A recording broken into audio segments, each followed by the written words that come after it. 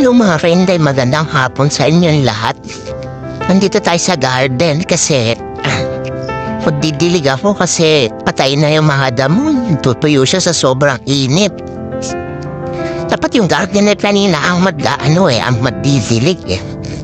Kaso sabi ko huwag na at kahimatayin man sa sobrang init.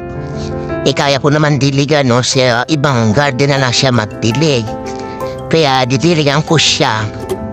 Yung oras na to, tingnan nyo yung aloe vera, Tingnan nyo, sa sobrang init, nasusunog na siya. Kaya nakakaawa eh. Alam mo na yung magdidilig sa mayon para... Tsaka nakakaawa din kasi sila sobrang init yung pagdidilig nila ng damo. Kaya ko naman gawain kasi wala naman akong ginagawa. So ako alam mo na yung magdidilig. Padaligwat, ulit natin yung mga dahon para sumariwa na naman sila, hindi sila yung nasusunog. Susunog kasi yan sa sobrang init eh.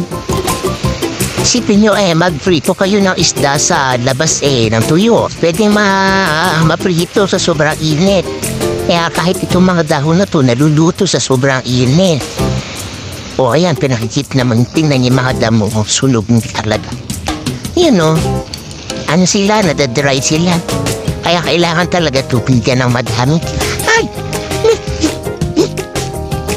Sige na po mga kainday, maraming salamat po sa inyong lahat at ako'y magdidilig muna. Ayun yung mahiwagang prutas.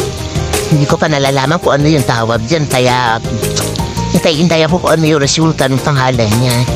Yun po mga kainday, maraming salamat po. Ingat po tayo palagi. Bye-bye!